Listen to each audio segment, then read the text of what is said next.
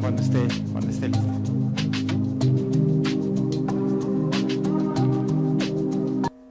Bueno, pues voy a ir saludándolos y ya cuando esté la transmisión vuelvo a inaugurar. Pues buenos días a todos. Estamos listos para el último día de nuestra convención anual, nuestra 15 convención anual. Y vamos a tener un día muy interesante. Hay que empezar para poder cubrir la agenda. Como les platicábamos desde un principio, hoy vamos a estar muy enfocados a este tema de la Alianza del Pacífico. Y bueno, ese va a ser el primer tema que vamos a ver ahorita. Entonces, bueno, esperemos que nos den la luz verde. Y bueno, como avisos así parroquiales, recuerden que a las 3 de la tarde vamos a tener las mesas redondas aquí en la comida, aquí arriba, en el salón de aquí, donde fue el cóctel. Y entiendo que ya todos se anotaron, ¿verdad? Para el comité, hay mucha gente en el comité de auditoría, el fiscal, y también va a haber un comité de hotelería, ¿verdad? Por industria. Básicamente tenemos esas 3 mesas, ¿no? Entonces, si alguien no se ha anotado, para que por favor se anoten cuál quiere comer, y ahí se va a estar analizando el tema del plan de trabajo de cada uno de los comités, ¿no? Bien, entonces, básicamente, hoy va a ser un día también de talleres, como el de la India. Today will also be a day of workshops like Innovative India, and then in the afternoon we will be presenting the report as well. The last presentation by Anna Georgos, who has been with us these past few days. We also have awards that we will be giving out this evening. We have the Mentorship Program Awards. We will not be able to do the Leadership Week in Ecuador presentation. I don't think we have quorum for that, but we will be giving the awards, recognitions, and the final closing remarks. We will finish around 8 p.m. and just maybe have a cake, some dessert, because we know everybody will be tired by that time of day, and we do need to be ready to leave early tomorrow morning. I will also let you know when we will have the transfer ready for people who will be heading out to the airport. And we will begin the post-conference tour after we wrap up this conference. That will be the end of our Congress. Of course, as you know, I will be going to New York next week, and I'll continue working there. But we will have time then to plan next year's Congress. We are already drafting the agenda for Brazil 2015. Okay, are we ready? Then I would like to give you the official welcome. We would also like to welcome everybody who is following this broadcast from other countries in every continent. Good morning to all of you. This is our last day of the Annual Partners Conference, which is actually a Congress. It has become a Congress. After, 5 or 8 days of Congress, 3 that have been the technical course, then 2 that have been sightseeing around Mexico City and its surroundings, and then these last 3 days of the Partners Conference, everything that we have been through, including all of our very specific analysis of the situation in India this Monday.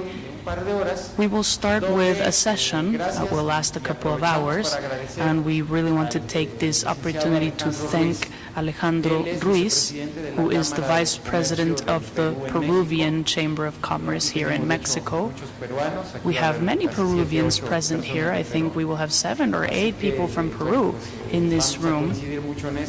So there will be many people that are knowledgeable around these things. He also has his own public accountant office, which is number 22 in Mexico City. So he can also give public faith as a notary in everything he does. We are also now trying to get him to be a member of our firm with his Office of Legal and Accounting Advisory, and together with him we have organized many of the events that have been a part of this annual Congress,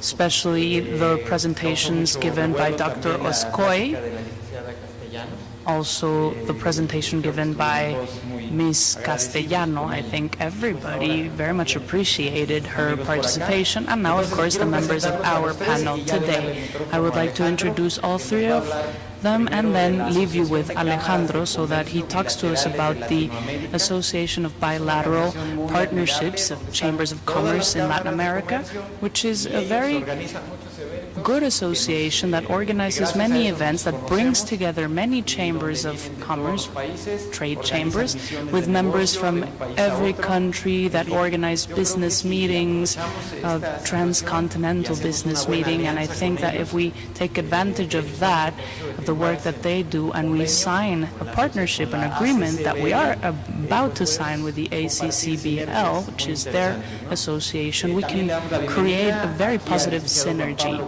I also want to welcome Alejandro González, who's the former president of the Chilean-Mexican Chamber of Investment and Commerce. We also have a member of Chile in the meeting here. He's about to come in the room, as well as Gustavo Morante, who's the president of the Chamber of Commerce, Peru, Mexico. I think you held a very important event yesterday called Pisco Grill at a Peruvian restaurant here in Mexico. I'm sorry that we don't have more time to be able to go to that restaurant. We couldn't be with you at that meeting. So the topic is the Trans-Pacific Agreement, and now we will hear the official inauguration of today's event by the attaché of the Peruvian Embassy, Alfredo Tejada. That is what we will have today, this morning, before having our coffee break. Can you hear me? Mauricio, thank you very much for having me. This is the second year I am here with you. The first one that I actually get to have presentations. Last year I worked with logistics. I'm Alejandro Ruíz Robles. As Mauricio said, I'm a public accountant, which might not be a position that you have in your countries, but it functions very much like a notary in your countries. It works with civil cases, and what we do is give public faith and public recognition in some areas of observation. In many of your countries, you might not have a position like this one of the notary public, but this is what we do. I'm also the secretary of the Bilateral Chamber of Commerce Partnership in Latin America, and I want to tell you what that is. But as Mauricio said, I am also vice president of the Chamber of Commerce Peru, Mexico. We have the president, Gustavo Morante, here, and I would also like to thank Juan Pablo for being here to talk to us about the Trans-Pacific Agreement. Of course, the representative from the embassy couldn't be here for so long. He has a lot of work to do back in his office in the embassy, but he will be with us in the next couple of hours. We will pause to introduce him, and then we will move on with our presentation. So what is happening here in Mexico? What are we doing as chambers to participate in this globalizing movement that the world is in? Like most countries, in Mexico there were 15 or 20 chambers that represented Latin America. But before 2011, all chambers were not associated, they had no contact between them, they had no formal relation, there simply was no way of working together. So this Chile prompted a coming together of all of these chambers under the umbrella of one association, and in February 21st, 2001,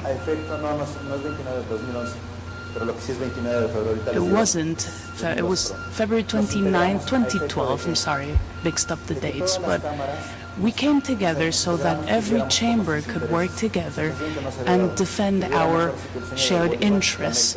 It was Bolivar's dream of a united America, and we were doing it with our chambers of commerce. We were autonomous and independent as chambers, but we wanted to work together to promote the region of Latin America. So what happened was that we, in Mexico, and when we talk about exports for most SMEs, it's like a capital sin because we're not used to exporting. And SMEs that do export always look north, always look to export to the US and maybe sometimes Canada. But we didn't really have presence in the South American or Central American market. Perhaps we just didn't have the vision to enter those markets. But now that we have integrated as chambers of commerce together with Argentina, Brazil, Colombia, Chile, Uruguay, Venezuela, Paraguay, Costa Rica, and El Salvador, we started saying, well, we have a big area of opportunity here to grow. What do we want to do with it? Most chambers subsist with the tariffs paid or the rates paid by the members of the chamber, but we thought, well, let's stop working alone because together we are stronger. So the symbolic day, which was February 29th, every 4 years we get together, and we did so for the first time in 2012 with the support of the Ministry of Economy here in Mexico.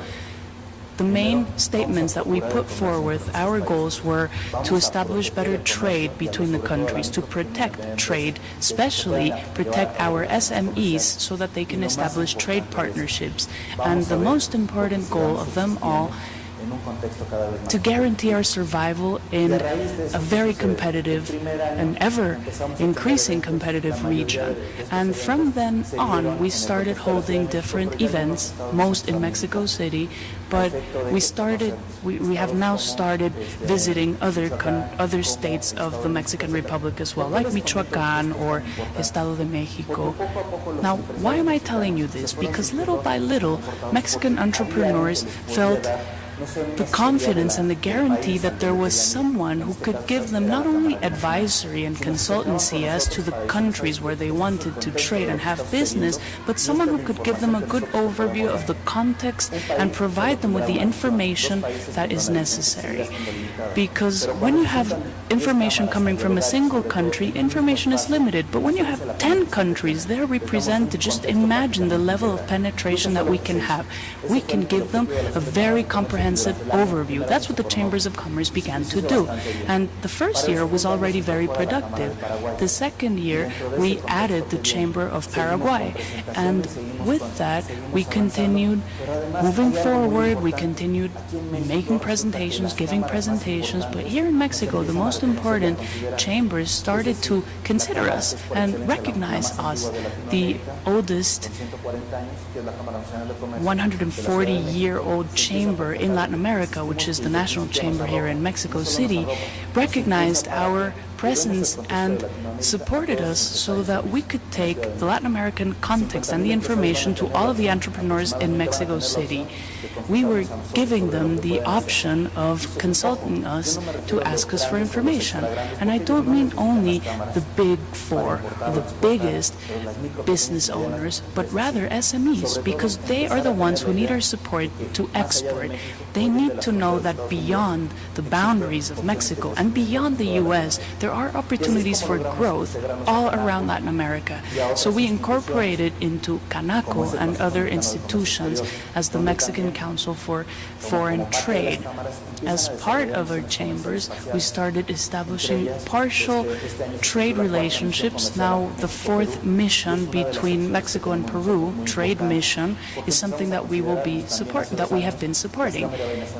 2 years ago, we started saying that the binational chamber Bolivia-Mexico started taking business to Bolivia, but now entrepreneurs with a different perspective, not only entrepreneurs that belong in their chambers or that are members of their chambers, but of other chambers, that when they come back, they can bring us the feedback that in Bolivia, in Peru, in Chile, there are opportunities for foreign trade, there are opportunities for products and services, and this is what they are. That is the great advantage that we represent.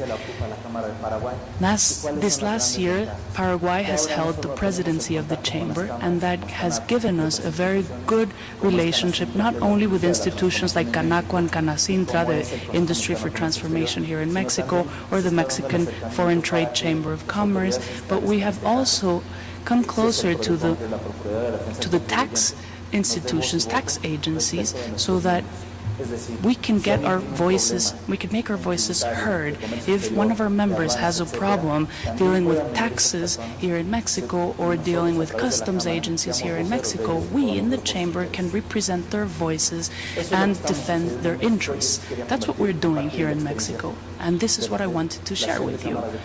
What the bilateral Latin American chambers of commerce are and how we work. We are one of the few organizations, if not the only, that will be present from next Sunday to Wednesday in the Ibero-American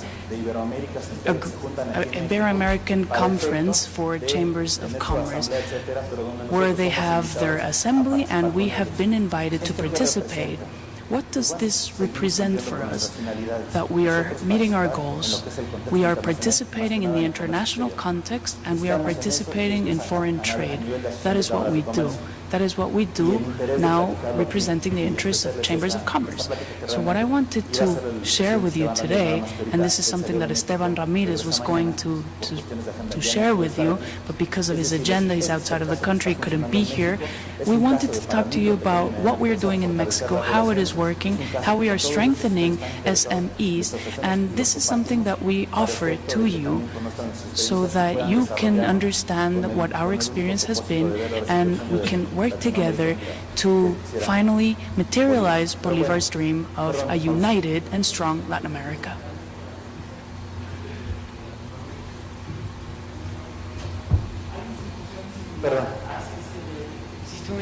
Is there a similar institution to ACCBL, which is your association, in each of the countries? No. We do have chambers that are umbrella chambers, confederations, or associations that bring together different chambers. But this is the first one where we have bilateral chambers coming together. That is the accomplishment. This is what we offer. Because when you bring together chambers, you have textile, mining, you have the different industries represented. And of course, they can be incorporated, or the binational Germany, Turkey, or whatever the countries may be. But this has been the first case where all of the binational chambers of a single industry, a single sector, constitute a common alliance, a common front. And that is what we are doing. We have been fighting. We are now working with Canaco, which celebrated its 40th anniversary. We have 3 years, but we hope that our grandchildren will celebrate the 50th anniversary of our alliance. Okay, that's great. So whatever we can do to support you as an association, here we have people from Argentina, from Peru, from Chile, from Panama, from the Dominican Republic, from Costa Rica. We could support your endeavor, and if we could establish a similar association in each of our countries, I don't know, I think we could participate to make that possible. Something else that I wanted to tell you, and this is something that we haven't managed to do yet, but we have the moral obligation to sign a collaboration agreement to make this grow even more. We have actually not been able to establish a schedule to sit down and talk about it and sign agreements, but if UC&CS is a global association and you give services, we can give you the technical information and our expertise regarding foreign trade. So I think that we can work together and we can help UC&SC, and to us, we could also benefit from your expertise because we have the contacts and we have the presence maybe in other countries. But if, for instance, someone comes from Chile and they say, well, we need to know the tariff for this or that product, a matter of interpretation, what do you think would be easier for us, to give you a call and get the information from you who are the experts, or to document ourselves as best we can to understand the law? No, we will always come to you because you have the best information and you can become a branch of our association. And to me, that can give us great benefit. We have also established a TV channel online, which is the one that is broadcasting this event.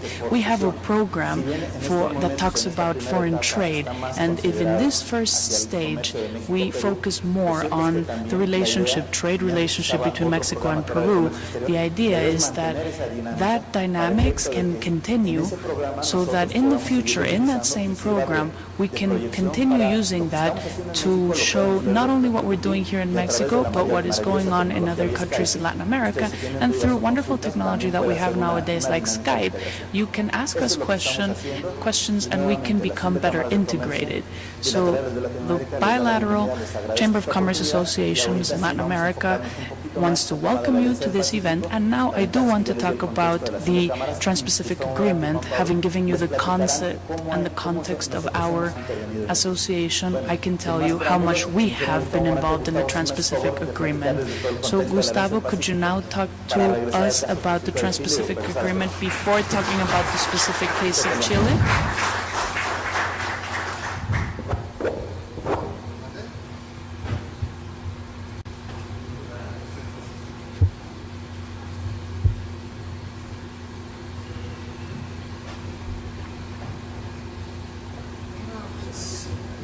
Esto que es el micrófono.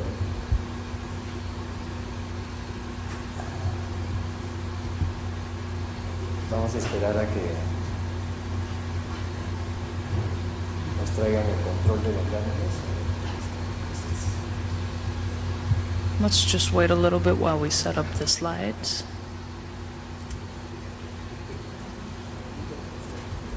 Adelante, pues. Adelante.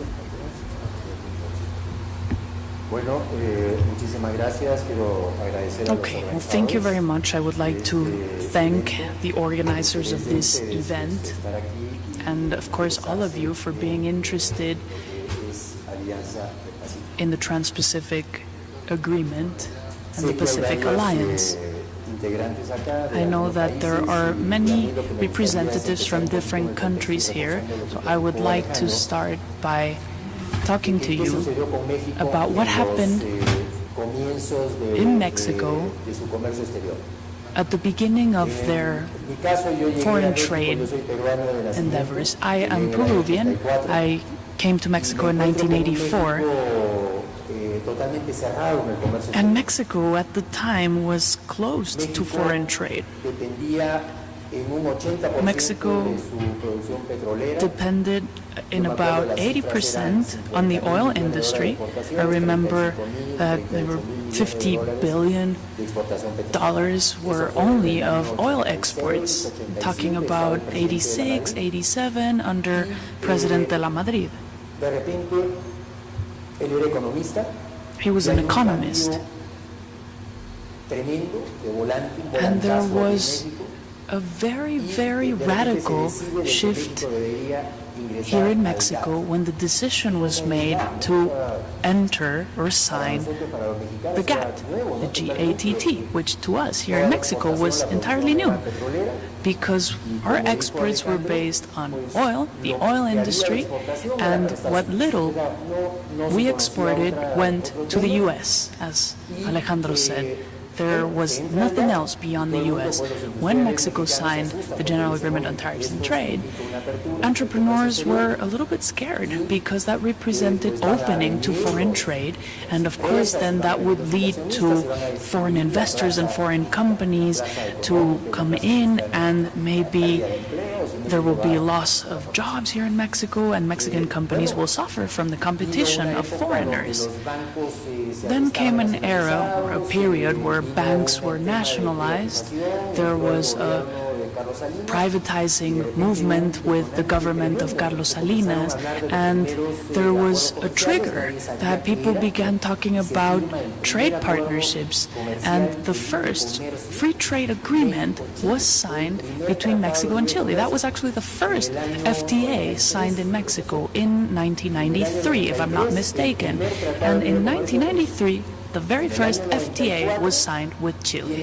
In 1994, the fast-track process began, and a trade agreement was signed with the U.S. And from then on, Mexico never stopped. When I came to Mexico, I established a partnership with Mexicans to develop industrial furnaces, and then in 1989, I met some customs agents who told me, yes, Mexico is making many changes, but we are not ready for those changes, and we need to start getting involved in foreign trade. So I started learning about foreign trade. I started from scratch, and now I've had 13 or 14,000 transactions behind me, so a long history of involvement in foreign trade. Mexico then began to take off, to the extent that from 1988, which is when the GATT was signed, 93, when the first FTA was signed, then the fast track with the U.S., to date, Mexico has 380 billion in exports, so our trade balance is very well balanced. Yes, we have a superávit with the U.S., a deficit with Asia, with Europe, and a lot of superávits, surplus with Latin America. We did have a main competitor down south in the presence in Latin America. We still have a great dependence on the U.S. Most of our foreign trade, I'd say 80%, is still focused on the U.S. But we have started looking to Latin America because of strategy. Brazil is a very important competitor, very strong presence in LATAM, and so Mexico decided to take a leadership position to compete with Brazil. In 2011, or let's say 2010, 2011, there was an initiative by President Alan Garcia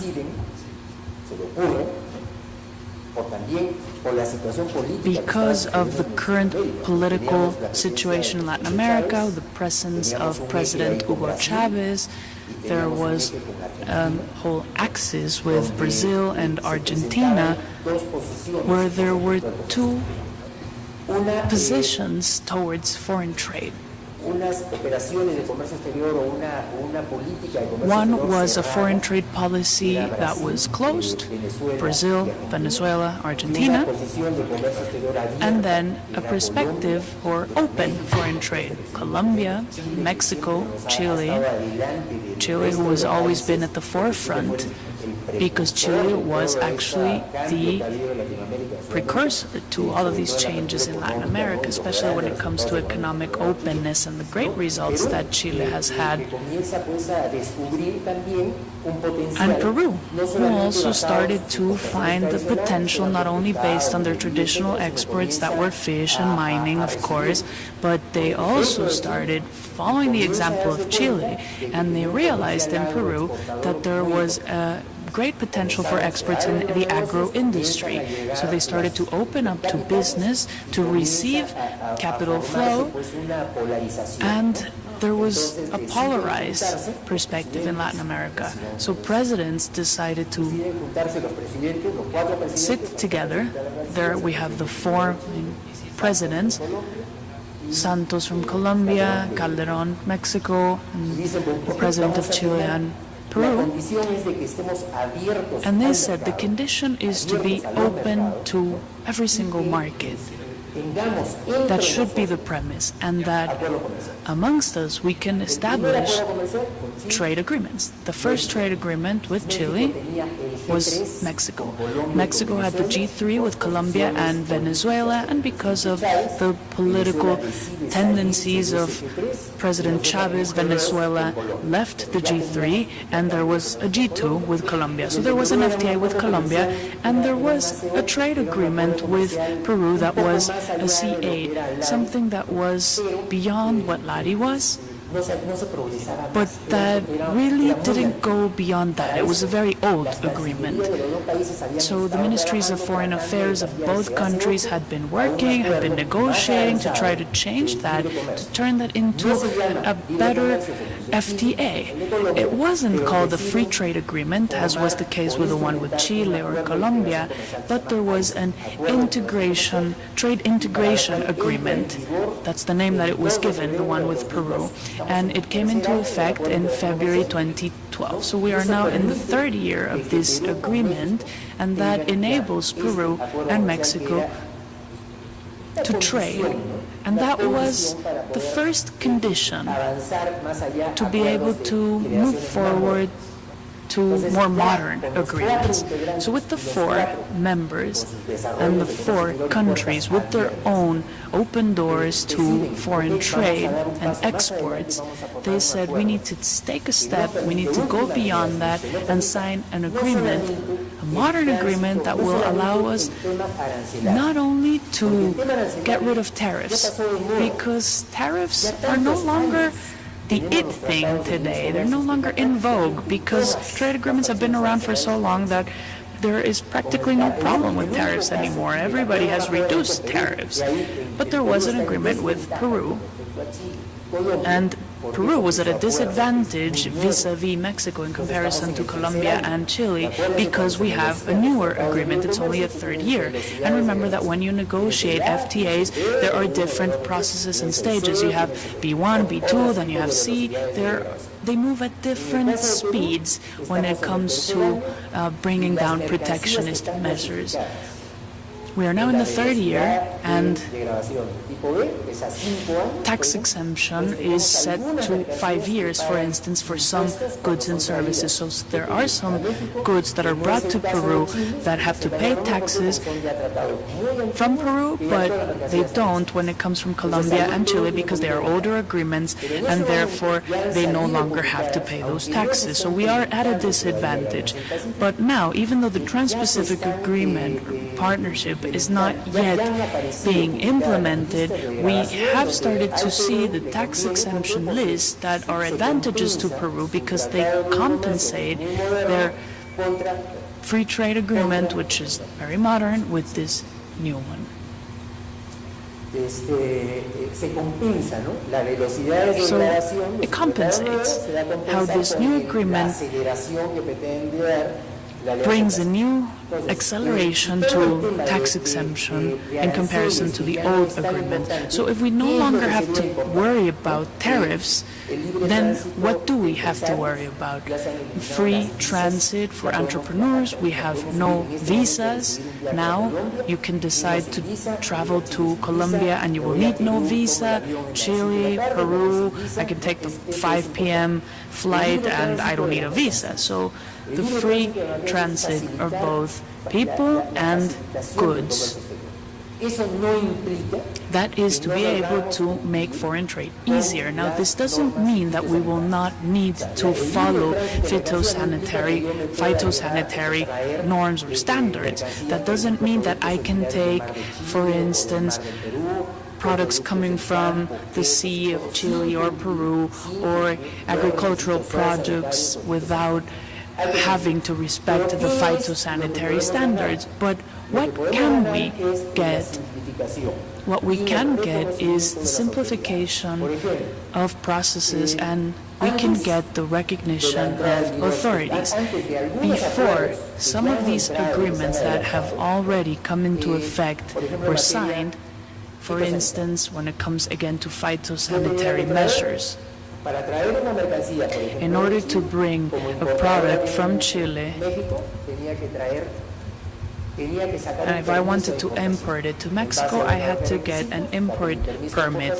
Once I got that, I could ask for a certificate, a phytosanitary certificate from the authorities here in Mexico, and that's what gives me the import certificate. Now, the Mexican authorities recognize the local authorities in the other country so that we don't have to do this extra step. So if we are to begin doing business, we need to start trusting each other. So I will accept your documents without having to come up with my own, so that the goods and services can be exchanged with more ease. To give you more context,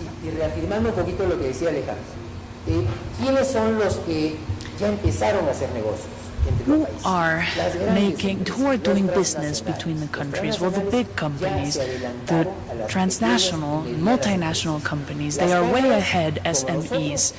Chambers, like we are always helping and supporting small and medium-sized enterprises and entrepreneurs. We need the members of our chambers to support us. It is more about the support that they can give us than about the support that we can give them, because they are very big. They have an open door to sit down and negotiate with the highest political authorities, with the presidents. For instance, if you're going to take an entrepreneur like Carlos Slim, who wants to open a new business in Peru, and he's going to take $2 billion of investment to Peru, he doesn't need to talk to the chamber. He has a representative in Peru who sets up a meeting with the president of the country, and he sits there, and of course he's going to welcome $2 billion. But the small and medium-sized entrepreneurs, those are the ones that need the chambers. And of course, we do, in turn, the chambers need Mr. Slim, because we need his support. We need the help that he can give us. We need him to pay the rate, which of course will be very beneficial for our chambers, because our chambers are non-lucrative businesses.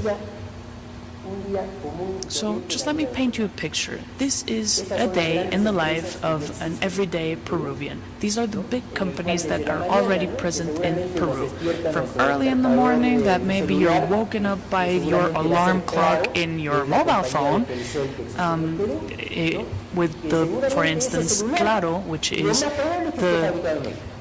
the branch of Telcel in Mexico. It is most likely made in Mexico. Then we turn on the TV, and if we look to the back of the TV, it's probably made in Mexico, or at least manufactured in Mexico. That's one of the main things that Mexico exports to Peru, TV flat screens. Then you jump in the shower and you use a shampoo and you turn it around and it says made in Mexico. We sell $80 million worth of shampoos to Peru every year. And Procter & Gamble represents 60 or 70% of the total shampoo exports, just so you see the great opportunity that exists there. But then we have other companies like Greasy. Any Mexican shampoo that is to be sold in Peru is already welcome, because Peruvians already know that they look for Mexican shampoos. So if we have business with Peru again and again, we have, for instance, shampoo Tío Nacho, which is another Mexican brand, has a very strong presence in Peru, because Peruvians use Mexican shampoos. Okay, so we get out of the shower and we go have breakfast, and what do we have? Bimbo bread, another Mexican company present in Peru. And then you need to get your gas utility services replenished. You do it with Zeta Gas. And then you get on your car, and what is it? A Nissan? And where are they assembled? Where are they put together? In Aguascalientes or Puebla, Mexico. But let's assume that you don't go on your own car. You get on a bus, and the bus company, Dina, is, guess what, Mexican. Then we have Grupo Mexico, who also has a lot of presence. There are owners of Southern Peru, and Grupo Mexico, we know, does more business with Grupo Southern in Peru than with the local mines here in Mexico. Also because it is easier and they have a better return on investment in Peru. So The profitability from southern is over $300 billion coming from Peru to Mexico. Then currency, bills, paper currency. Where are they printed? Here, Mexico City, in Legaria. So our currency. And what if I don't have a lot of money and I need to buy on credit, a very advantageous credit, Electra is present in Mexico, then we have the presence of Coreb as well. We don't get a lot of rainfall in Peru, but we do have some waterproofing needs, and we get them from Mexico. And then tequila, for instance. We also drink a lot of tequila in Peru, so that is the everyday life of a Peruvian. I also had another slide. I don't know if it's in the presentation. Okay, there it is. What we're doing here is a comparison, because I find this very interesting. Let me double check to see if this is the slide I want to show you. Yes.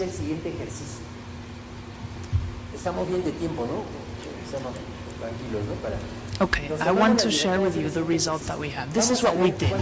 We decided to compare the cost of products in all 4 countries, just to give you an idea of the opportunities that investors or traders or Mexican exporters might have in these countries. So beans, black beans, in Superama, 17 pesos. In Wong, in Peru, exactly the same product, 31 Mexican pesos, or the equivalent of 31 Mexican pesos in Peru. In Colombia, in Éxito, which is the Colombian supermarket, 28 pesos.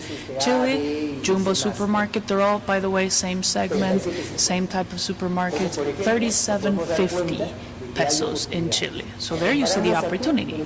Then tuna, Herdes, the brand Herdes. Here in Mexico, it's 12.50, Peru, 12.88, in Colombia, 18.20, and in Chile, 12.40. So think about that. Tuna, Peru and Chile, who have a great amount of fish products. Also Mexico has kilometers and kilometers of coast. But look at Colombia, which doesn't have the fisheries that the other countries have. That's why it costs 50% more. So there you see, canned products can be taken to Colombia very profitably.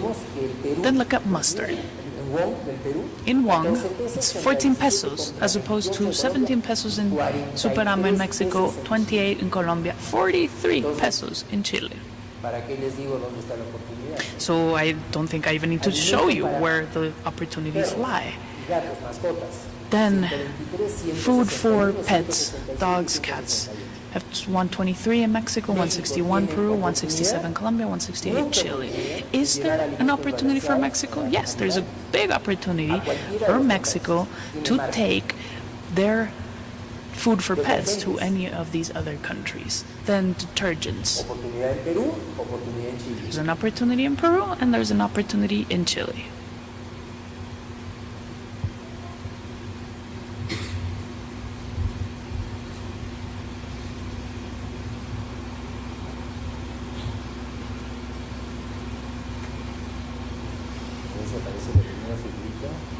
I don't know why you can't see the first few pictures there, but okay.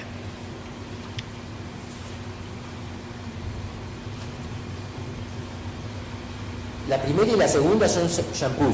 first and second that you can't really see the pictures are shampoos. The first one is Head and Shoulders and the second one is Pantene. And here we can see the very competitive price that Mexico has for shampoo in comparison to the other 3 countries. I'm sorry that you can't see the pictures, but they're both shampoos. Head and Shoulders is the first one, and Pantene is the second one.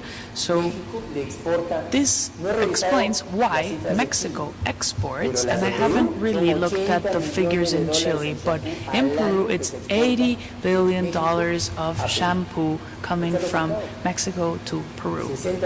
That's the the result. It's a 60% difference in price in the supermarkets. So I think it is more than obvious that there's an opportunity for business there. The third one that we can see is soap, Palmolive. Palmolive here in Superama in Mexico, 7.50, in Peru, 8.80, in Colombia, 12 pesos, and in Chile, 20 pesos. So again, there's market. There's market for that. Then shoe grease nugget, 19.50 in Mexico, 11.90 in Peru, 25 in Colombia, 15 in Chile. And whiskey. Aquí, por ejemplo, puede ser un tema de mercadotecnia también, Aquí está muy posicionado la etiqueta. It could also have to do with marketing because there's a very strong positioning for the brand Johnny Walker Black Label.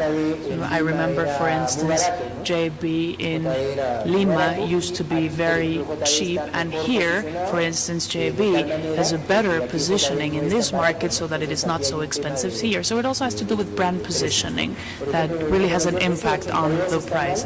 But the 82 that you see under Colombia is not right. I think that's not the right figure.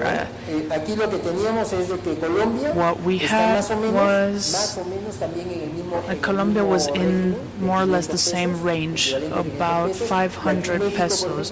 And here in Mexico, for instance, we have the higher price, but that has to do with marketing and brand positioning. Also, there's an impact of how much is spent on advertising, and then the need to recoup that investment.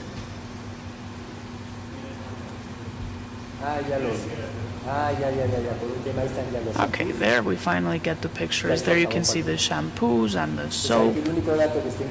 But again, the only figure that is wrong in this chart is the last 82 that appears under Colombia, which should be around 500 pesos.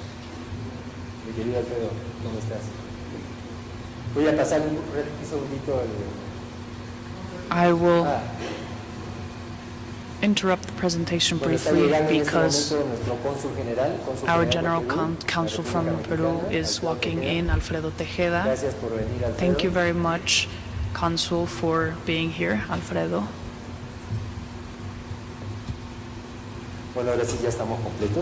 And now we have a full panel. But this is the evolution of retailing in Peru, and it also reflects the tremendous growth that Peru has had in the past few years since the government of Fujimori and Toledo, where big changes began to be made. The economy was reorganized after the period of terrorism that we had in Peru. Then there was a tremendous change, and in the last 10 or 12 years there has been an explosion of retailing in Peru, and that explains why Peru has had more or less a 7 to 8% growth, sometimes even 9% annual growth that we have seen in the past 10 years, which is even more than the growth we see in Chile, because in the first decade from 2000 to 2010 Chile was growing at a spectacular rate, but Peru then in this second decade began to grow because the economy was reorganized, because the reasons why growth and investment had been stagnant in the past few years were no longer there, and so that reflects the growth that Peru has experienced and the transformation in the social strata in Peru. Right now, out of all the countries that we have analyzed, Peru is the one that has the greatest middle class. We have about 30 million people, and we have 50% of our population is middle class. So that represents consumption. There's purchasing power. So that is why Peru has a very stable growth guaranteed in the next few years, because there's a very strong domestic market. Having given you all of this context, the general overview, I can talk to you about what the Pacific Alliance is. It's a trade and economic integration mechanism. I have already told you that after the 4 countries signed it. There already existed bilateral agreements between them to such an extent that this integration was possible. So this was the last generation agreement between the four countries. It includes a very important component of cooperation and commitment of migratory facilitation, meaning not only not having visas, but also establishing agreements between governments to work together in the future, in a common future. I think, Alfredo, that Javier received 2 or 3 months ago the first contingent of Peruvian students that received scholarships. I don't know how many Peruvian students, 1,000? This is very interesting because most people don't know this. 1,000 students will receive scholarships in Peru and in Mexico so that Peruvians come study in Mexican universities and Mexicans go study in Peruvian universities, and no one knows this, but they have full scholarships, meaning no tuition. This is very important. This is something to look into. This is something to look into. And our ambassador, Javier León, 2 months ago, this came out in the news. The first contingent of Peruvian students, 21-year-olds, with a lot of ambition and a future ahead of them, are coming to Mexico to study. And if this agreement did not exist, they would not have this possibility of coming to the large and important Mexican universities. This has been the result of these agreements.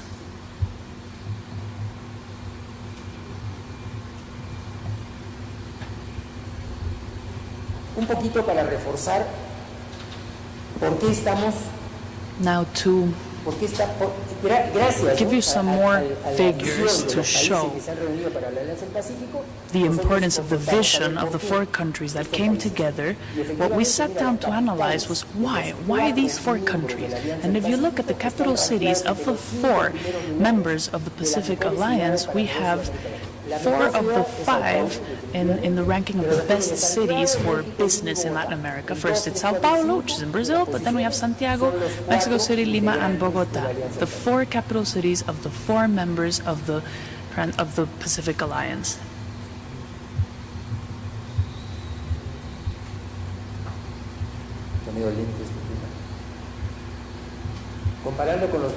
Okay, if we compare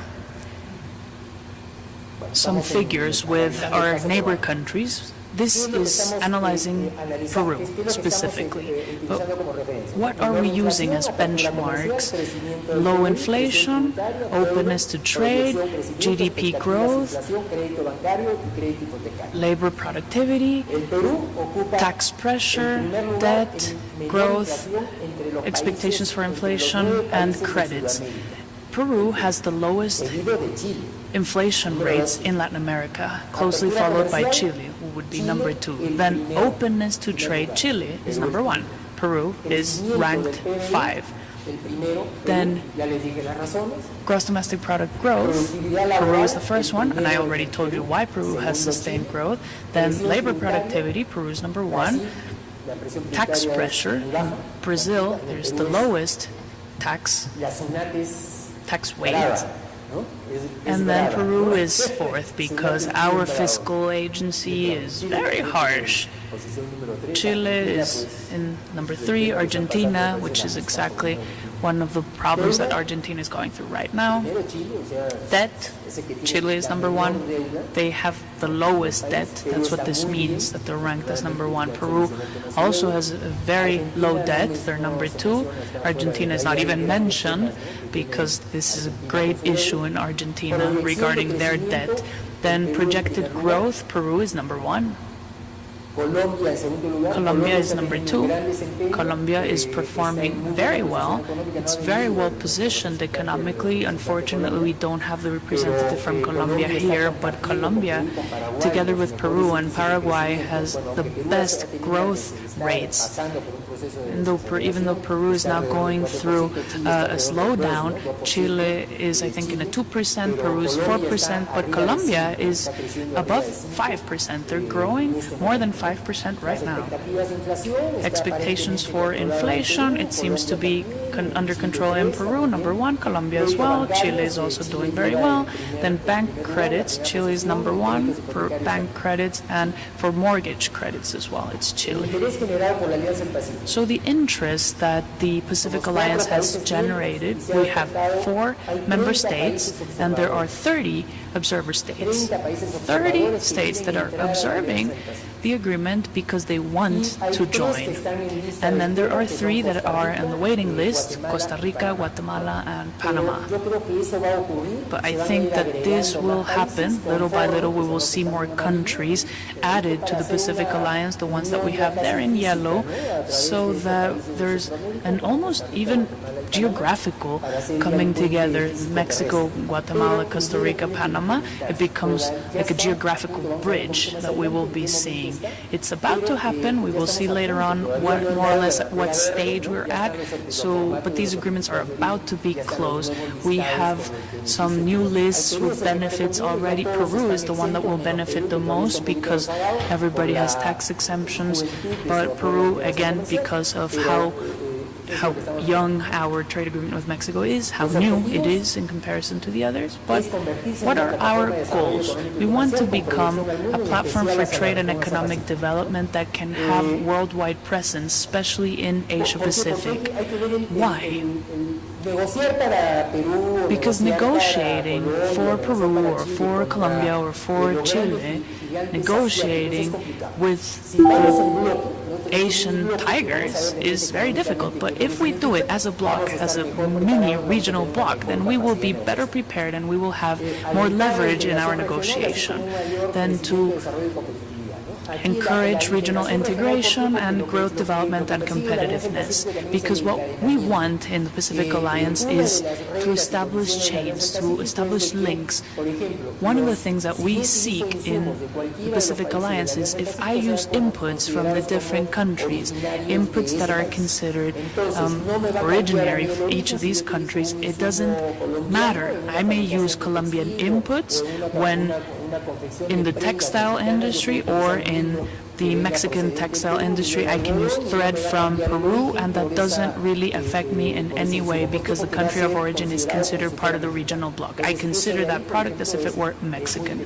That I think is very interesting, and that is establishing manufacturing chains. We are also progressively moving towards a free flow of goods, services, capital, and people.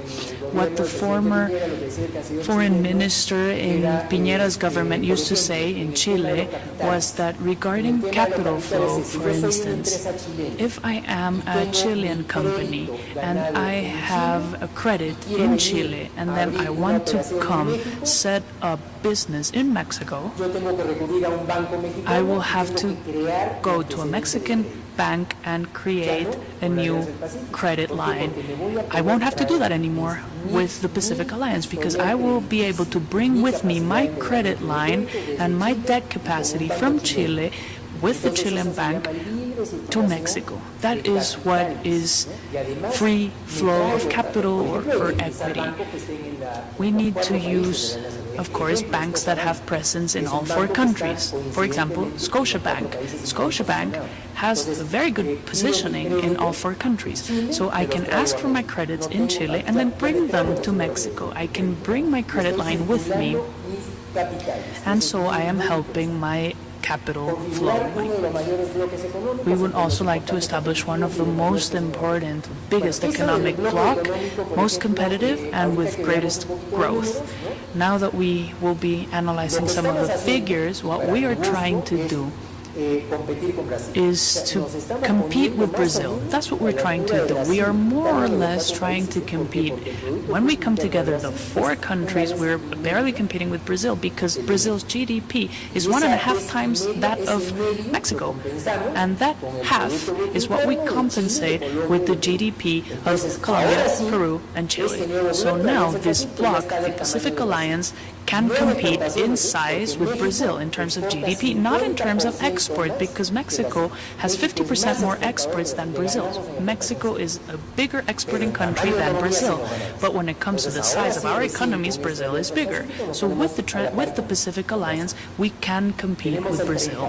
We are now shoulder to shoulder with Brazil, have 37% of our GDP of the whole Latin America region comes from the Pacific Alliance. Inflation 2%, 50% of the exports in LATAM also comes from the 4 countries together, which means that the remaining 50% is shared by Brazil, Argentina, Paraguay, Uruguay, etc., etc.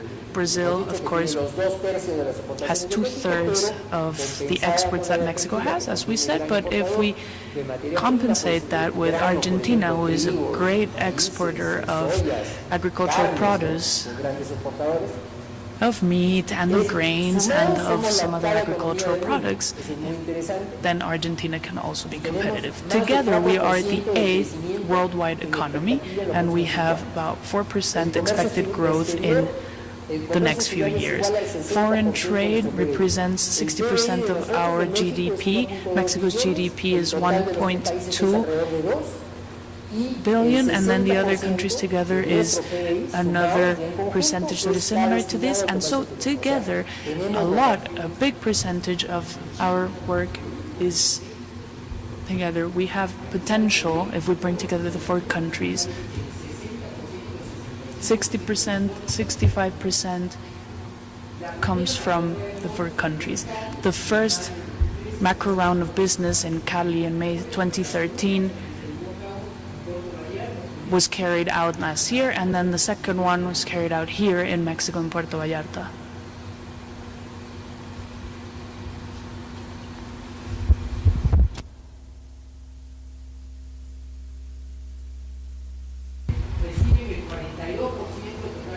We receive 42% of the total IED flow in Latin America, which is almost half.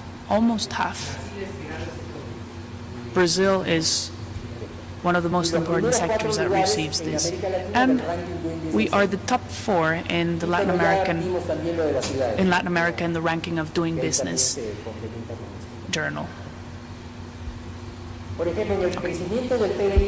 When it comes to GDP growth of the alliance in comparison to the rest of the world, the big bar is the accumulated growth of 5 years, and then the second column is just the previous year. So we have grown around 23%, all countries together, in the last 5 years. We are still growing, we have positive figures, and then on the right we see Mexico's total trade with the countries in the Pacific Alliance.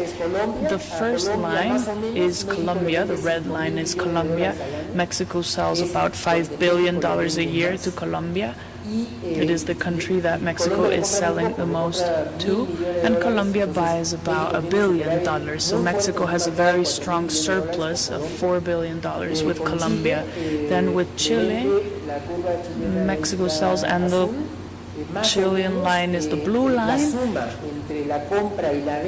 More or less, buying and selling in imports and exports are around $3 billion, and in Peru it's about $2 billion, where Mexico is about 3.7 to 1, meaning that Mexico buys about $350 million a year, and they sell about 1.5 billion or 1.6 billion. So again, the ratio is 3.7 to 1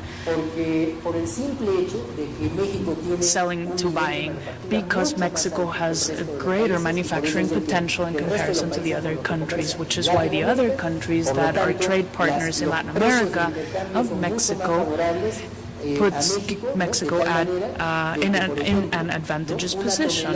So, for example, a ton of TV flat screens or a ton of Suru cars, which are I don't know, $13,000 and they aren't very heavy. The ton of car is about $10,000, whereas the ton of copper concentrate is $3,000 and $4,000 a ton.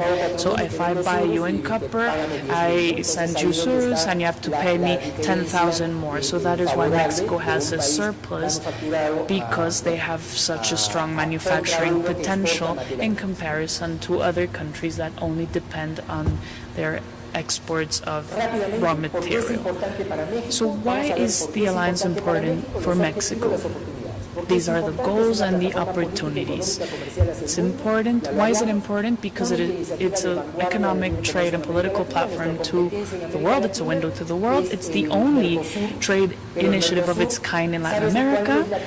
The other one is Mercosur, but you know what what you need to have as a condition if you're a country of Mercosur, that you cannot negotiate with other countries. You can only negotiate with other member states of Mercosur. But in the Pacific Alliance, there's a total openness where you respect your relation with other countries outside. It helps Mexico be part of the 9th global economy, the 8th exporting country in the world. So again, we have 209 million of potential consumers, which is what puts us more or less at a competitive level with Brazil. And what Mexico is managing to get is a position of leadership in the region, which is very important. Something else that we have seen, a better integration in Latin America, free flow, potentially emerging markets with very high growth rates, as we have seen. It's 23% accumulated growth in the past 5 years. It's a third of the total exports in Latin America is in the countries of the Pacific Alliance, and Mexico participates only with the 2% of the imports of the Pacific Alliance. So again, Mexico is an exporter of $12 billion to the other countries, but I also told you that Mexico exports $380 billion in total. So how much is that 12%? It's nothing. It's that 2%, it's nothing. That $12 million, it's nothing.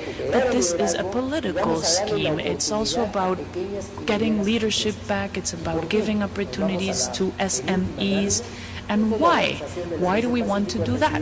We are now in a new slide where we see how the Pacific Alliance is structured or organized. There is a configuration, but it's not very specific. And these are the chapters in the agreement that are already finished. The only thing that is missing is the ratification in the Mexican Congress. In the other countries, it's a presidential decree. It doesn't have to be ratified by the local congresses. So we're only waiting for Mexico to give green light for the Pacific Alliance to start working on the whole. These are the opportunities for trade in Peru. This is, I think, almost the last slide in my presentation. If we analyze the top 5 or 6 sectors, the first one, I think, is heavy machinery.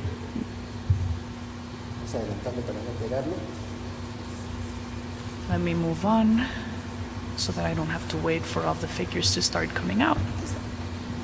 Here I have it. Okay. The first sector is heavy machinery, electrical and electronic equipment, as well as its parts. We have analyzed the penetration opportunities and new opportunities. In that sector, and I'm talking only about Peru, we did not make up these figures. This is advantages for Mexico and opportunities with Peru. So machinery, the first sector. The penetration opportunities and new opportunities. What do I mean by penetration opportunities?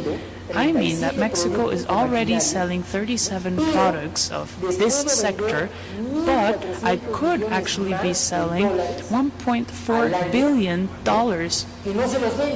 more per year, and that represents products that Peru is buying from other countries. So why this is a penetration opportunity is because Peru could be buying this from Mexico. Then new opportunities, 159 products which represent $3.3 billion that Mexico is not selling to Peru, that Peru is purchasing from other countries. So that's what we mean by penetration opportunities and new opportunities. And then the automotive industry, chemical industry, food and beverages, manufacturing. There are great opportunities for Peru because we are now only selling, in terms of processed food and beverages, $87 million to Peru. So this chart shows us the great opportunities that Mexico has for business and trade in Peru. So Peru represents for Mexico $18 billion per year in terms of opportunities. So that's potential. It's something that Peru is importing from other countries that are not Mexico. And right now, of products that Mexico is selling to Peru, the opportunity is $6.3 billion, whereas of new products, it's $11.7 billion. So what do we have to do? The big companies are already there, Claro, Nissan, the flat screen TVs, but that $11.8 billion is the thousands of Mexican companies that are not in Peru yet that could be in Peru. Those are the new opportunities. So this is how we need to be analyzing. Our Chamber of Commerce in Peru needs to tell me these are the opportunities that exist for Mexicans in Peru. But we need to be doing this work also in Peru, telling Peruvians this is what Mexico represents and why you, Peruvian companies, want to be in Mexico, because Mexico is a market that is 7 times the size of Peru, and there are many Peruvian products that are competitive that could be sold here in Mexico. That's what the Chamber of Commerce in Peru should be doing. This is a summary of the chart I showed you before, and I think this is the last slide I brought for you, and these are the opportunities. And this is not something that I made up. This is very advantageous to Mexico. This is what Pro Mexico has given us. It's official figures. I would like to see what Peru is doing in terms of data collection, which would be very useful. That would be it from me. Thank you very much for your attention. Next one, Juan Pablo. Center, coming from Mexico, Chile, Chamber of Commerce. Juan Pablo, thank you. Excuse me. I'm going to, first of all, I would like to thank our President Mauricio Mubarak for giving us this wonderful opportunity, the opportunity to give a certificate to a fellow citizen and business person. I'm glad to see you, even though I come from a faraway place. I want to present you with this certificate. And I want to tell you that I believe that we still have a long ways to go. We have to learn a lot more. We need to open our eyes because we know our reality.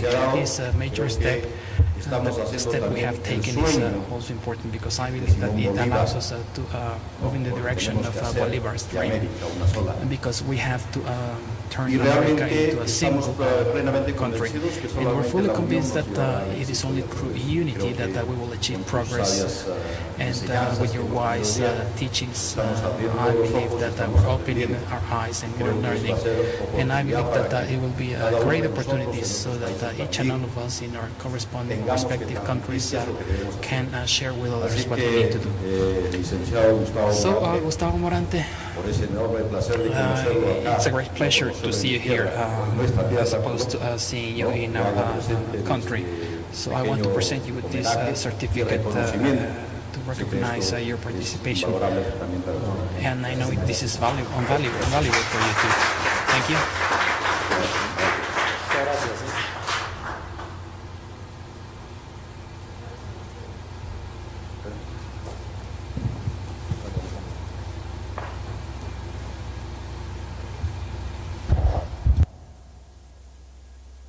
Gracias. Muchas gracias. Nuevamente. Espérame, esta cosa.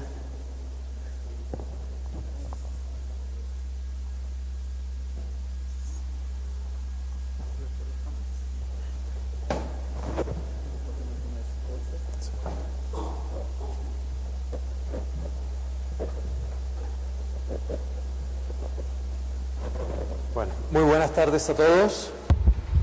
Good afternoon to everyone. Por supuesto quiero agradecer Of course, I would like to thank al contador Mubarak Mr. Mubarak por for la invitación the kind invitation to be here en representación de la Cámara on behalf of the Mexicana Mexican de Comercio and the e Chilean Inversión. Chamber of Quiero Commerce and agradecer a Investment. todos los And I would like to thank each and all of the por el participants interés for en their este interest gran in this desafío llamado big challenge Alianza del known as the Pacífico. Pacific Partnership. Y saludos también al And I cónsul de also Perú. say hi to other Mexican, Peruvian consul Y por in supuesto quiero Mexico. agradecer también And of a course, I Gustavo, would like creo to que su thank presentación Gustavo, whose presentation, in my ha sido opinion, muy has been clarificadora really, en really términos enlightening. de And cuáles son from a standpoint of números understanding y los the hechos figures concretos and the concrete facts detrás, digamos, de la behind implementación de the esta famosa implementation of this Alianza del Pacífico. so-called Pacific Lo que Partnership. pretendo hacer en los próximos minutos The purpose es of my una presentation over the presentación course un of poquito the más next few minutes is doing a more critical presentation, if you will. de alguna manera Somehow, el potencial the en potential términos cuantificados, digamos, o cuantitativos, in quantitative terms ya los expuso is Gustavo. something that Sin Gustavo embargo, has already explained. quiero enfocarme However, en algunos temas I un would like to poquito más focus on some other issues that are a little cualitativos more qualitative respecto in nature de la alianza. with respect to the partnership. La opinión que hago el disclaimer. And I want to make a opinión disclaimer here. y percepción personal, These are my personal de alguna manera opinions and my representa perception, también respecto a la visión que tiene which la Cámara, somehow represents the vision of the pero chamber. nada de But responsabilidad. again, they have no responsibility, they bear no responsibility for my opinions. And possibly after this presentation, you will end up with more questions than answers.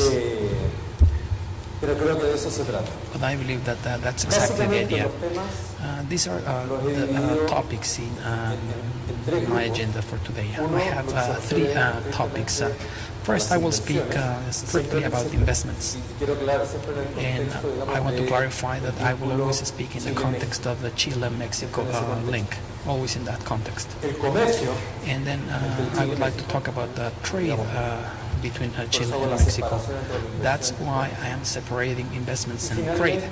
And finally, I will share some thoughts, a little more general thoughts about the true potential of a partnership and what we still have to do para que esto for these to take off.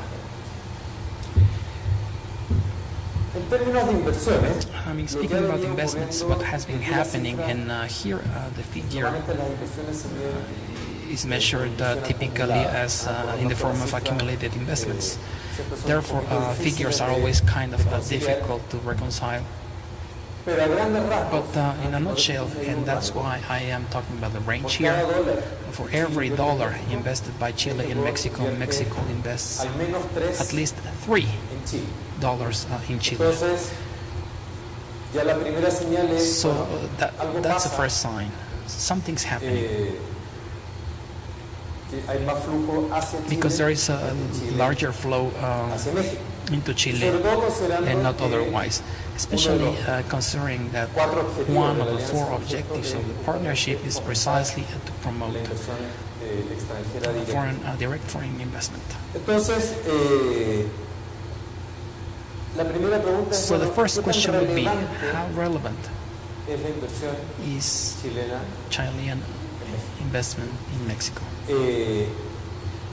¿Qué falta What's still missing para que realmente Chile before haga Chile despegue can truly en take términos off de from a standpoint invertir of en México? investing ¿Y in por qué- Mexico? ¿Y por qué la importancia de la inversión? And why is investment so important? I will talk specifically about trade later on, but Es la inversión at the end la of the que day, crea los vínculos de investment largo is plazo. what creates these De alguna long-term manera, bonds. Somehow, el comercio,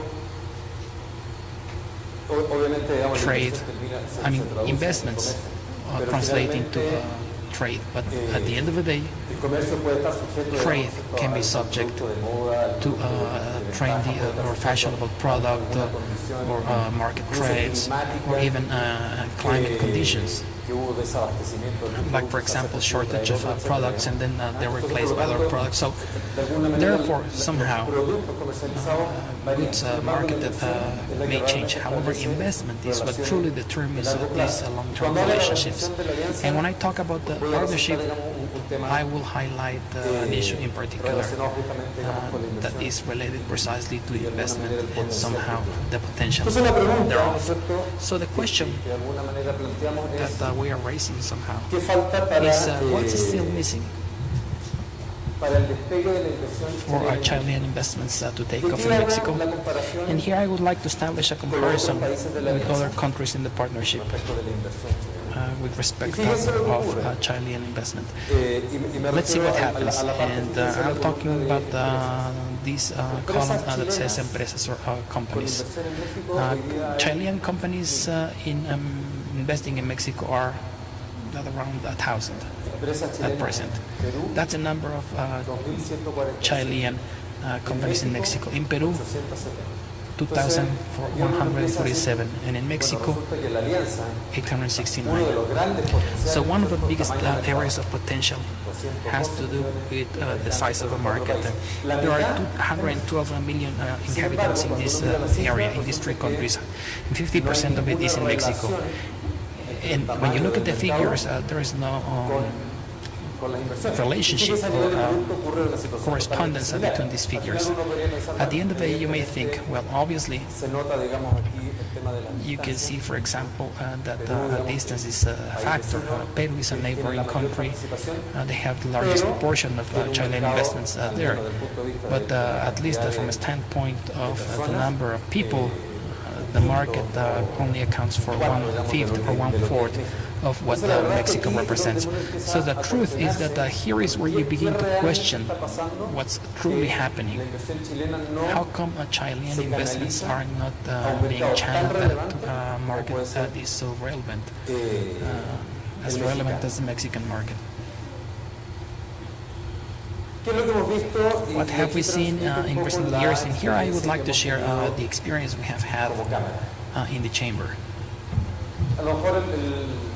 Maybe the title is a little exaggerated, but this is under the category of fear. That's what I'm talking about. That's one of the things missing.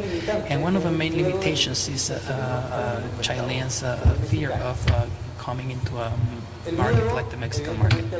This fear has to do, to some extent, to these issues of insecurity, because at the end of the day, in Mexico, we have a country that continues to be a place where news are pessimistic seen from the outside, which doesn't mean, and here I will refer to the concept of perception and reality. Basically has to do with perceptions. Possibly those that live in Mexico don't agree on the fact that insecurity is serious as opposed to the perception in our countries. At the end of the day, personal experiences count, but if you talk about legal businesses and in relatively ordinary sectors, the truth is that there's this fear, which is not the case of Colombia, for example. Colombia comes out of a tradition of insecurity, or a history of insecurity,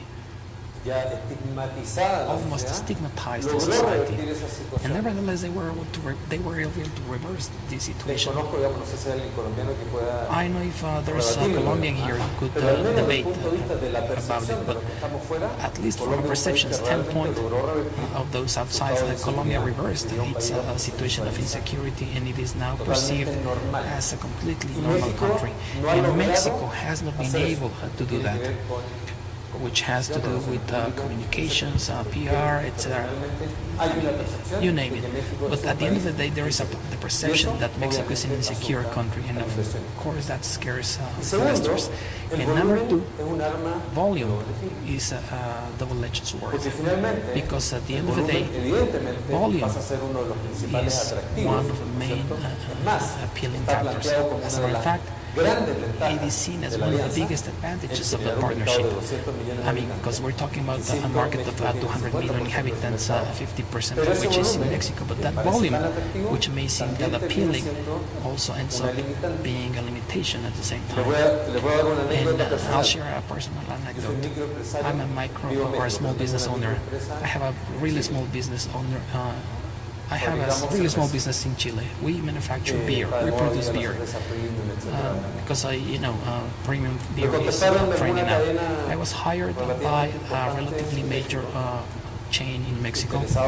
They were interested in our beer because our beer has multiple awards in the continent. The first order were 4 months of production. The first order were 4 months of production, just to see if they liked it or not. And now I'm thinking about bringing the factory to Mexico, but I believe that this is a good example of what the Mexican volume is all about. So that, of course, and I believe that Gustavo mentioned it, mega companies are already here. I mean, the true takeoff of this has to do with the participation of SMBs, small and middle-sized companies, which is where volume plays a role on both sides. It's appealing, but obviously that also creates limitations from the standpoint of how to face it or address the challenge. On the other hand, I believe that the other limitation or conditioning factor, if you will, for investments to take off has to do with what we consider rules. That is another category. I mean, the success of a partnership and the success of attracting a Chilean investment to Mexico will depend to a large extent on the stability and transparency of the rules we abide by in this market. All the different structural reforms that have been taking place recently have been reinforcing the situation, but they also lead to situations that entail radical changes. Let me give you the example of a couple of Chilean companies with major investments in Mexico. One of them, for example, in the market, in the soda market, and here we have the new law on sugar drinks. Overnight, it turns out that these products, sodas, are subject to a 100% tax. The truth is that when they came to the chamber, the only thing they said was, thanks for the support you gave us, we're living in country. They had to change the product, to modify their formulas, and they overcame that challenge. But that's the kind of confusing signals that the investors get.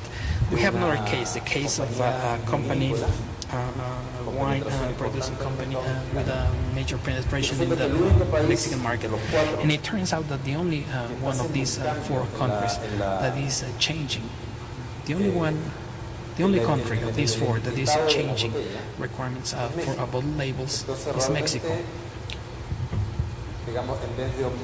Instead of standardizing rules, we began seeing differences between countries that threaten the development of investments and businesses.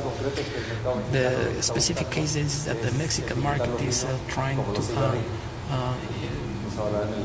establish requirements for wine labels like those for cigarettes, which means that in wine labels you will see images of people with cirrhotic livers or terrible diseases. So obviously that changes the level of competitiveness of that product. And also prevents common standards from existing in these countries.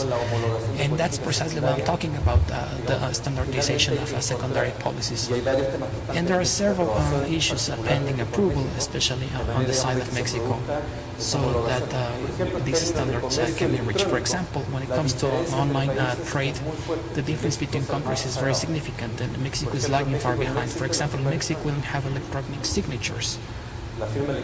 Electronic signatures with legal validity. That can only be authorized by the Ministry of Finance. That's the only one available in Mexico. For example, I work for an insurance company. We cannot issue insurance policies online, for example, because somebody has to sign a piece of paper, and we cannot replace that with an electronic signature, which is not the case in the rest of the countries. And this brings me to this issue of standardization of secondary policy and specific taxes. For example, on the example I gave, sodas or labor requirements in the case of wine. And I believe that also important is the support of technical independent bodies, in the sense that,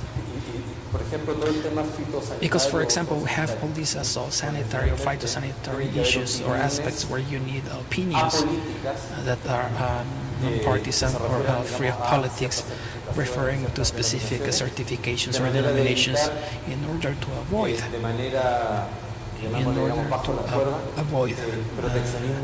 protectionism under the table, quote unquote, between countries. Let's go to the aspect of trade. I believe that Gustavo already talked about some of these figures. I would only like to go back to some figures that reflect trade between Chile and Mexico. Exports from Chile to Mexico are in the range of $1.3 billion, which accounts for 1.7% of total exports from Chile. They're not highly relevant or highly important. Now, 45% of the total exports from Chile consist of copper.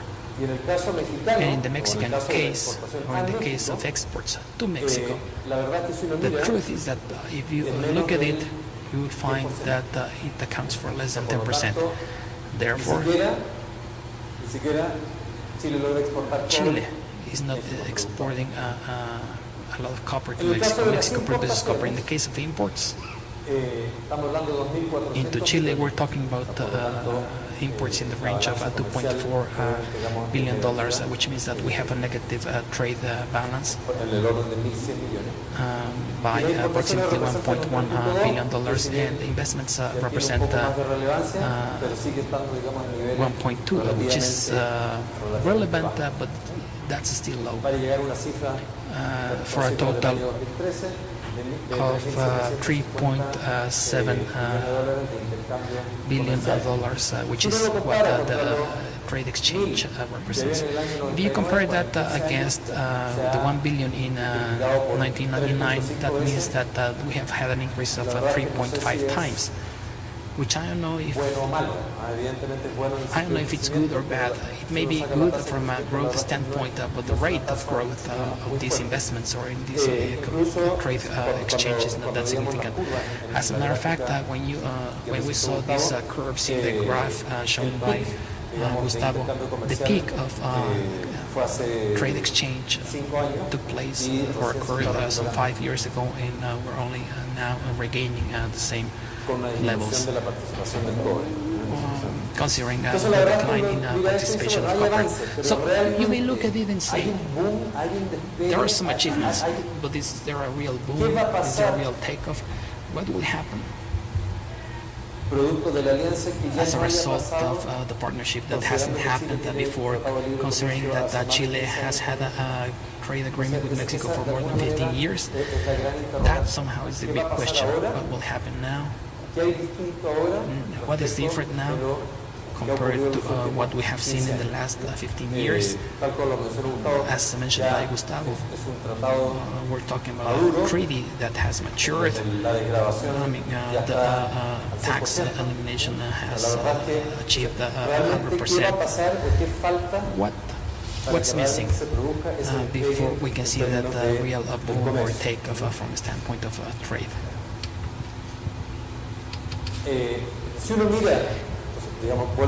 Again, let me establish a comparison with the rest of the countries in the alliance.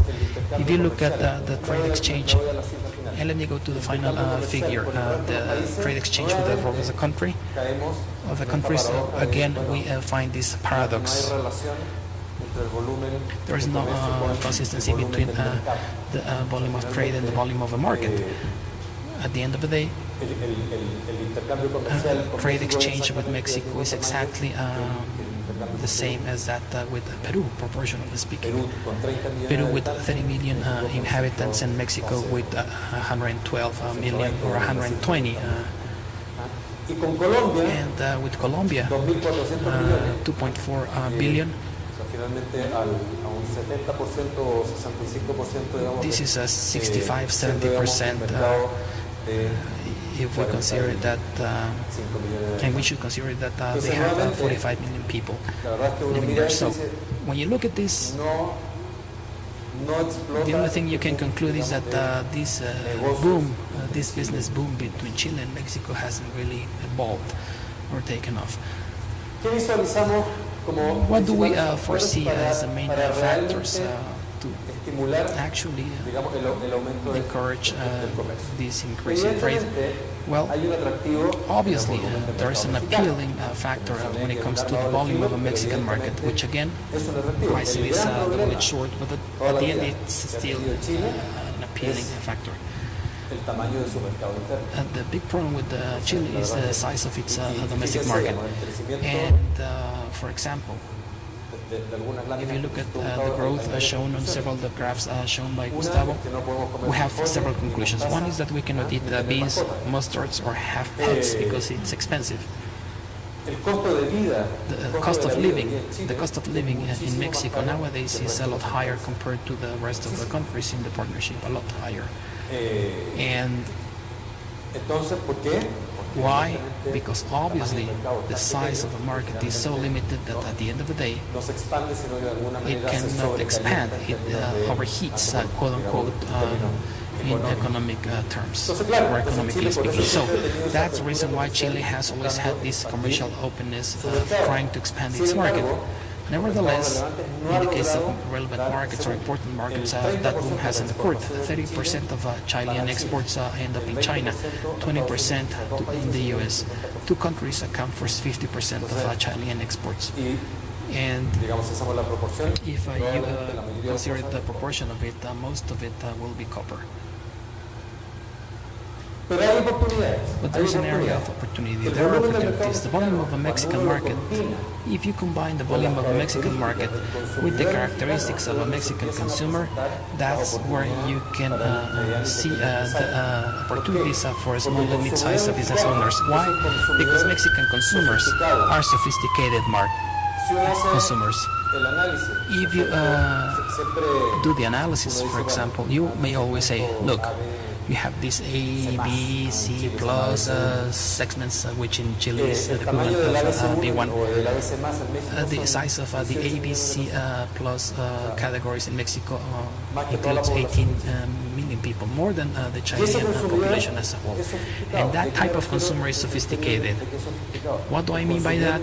The Mexican consumer is a consumer that is willing to pay for services, they're willing to pay for quality.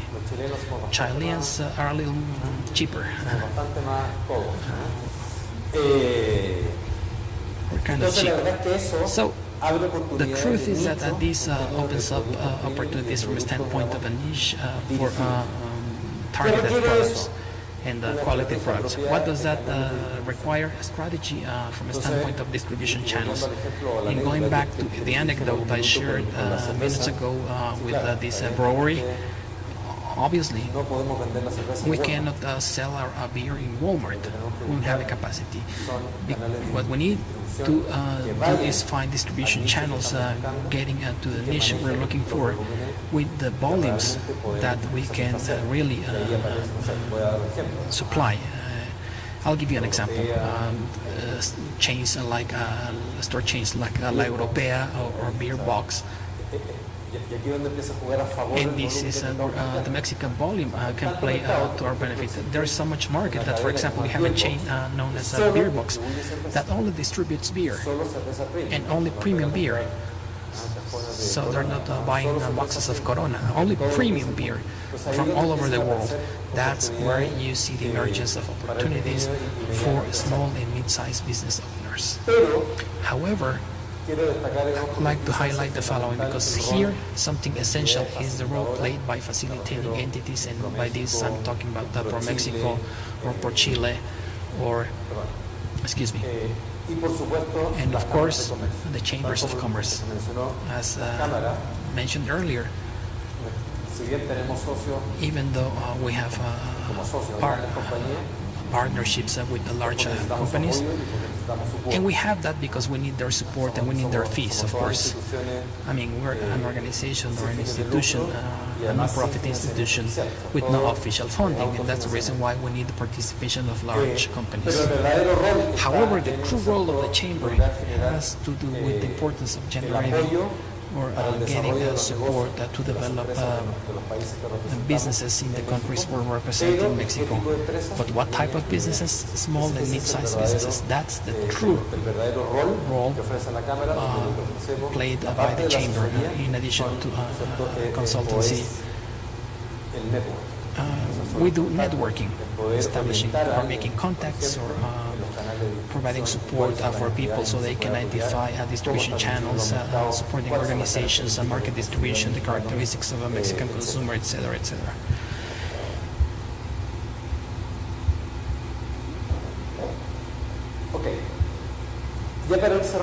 And just to wrap up, I would like to share some thoughts, more globally speaking, about the potential of a partnership. As mentioned by Gustavo earlier, when you look at the macroeconomic figures, you can see that 36% of the GDP in Latin America and the Caribbean is represented by these four countries. They attract 50% or 42% of the foreign investment. 50% of the trade in Latin America and the Caribbean takes place in these four countries. So the first vision that you would have from the standpoint of the alliance or partnership is this: a common market. We're talking about 212 million inhabitants, which in the case of Chile is 16, and from there you go to 212. Mexico is twice as much.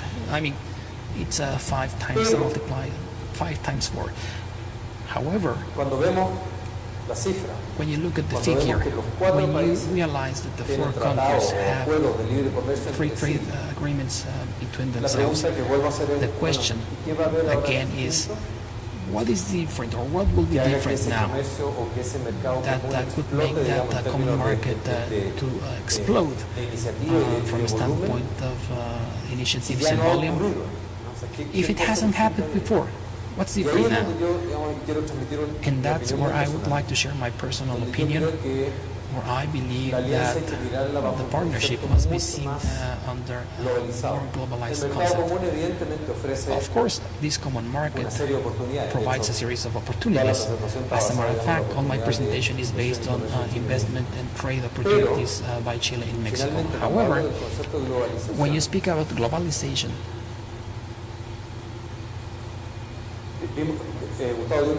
Gustavo gave an example of this Jeddah, VW.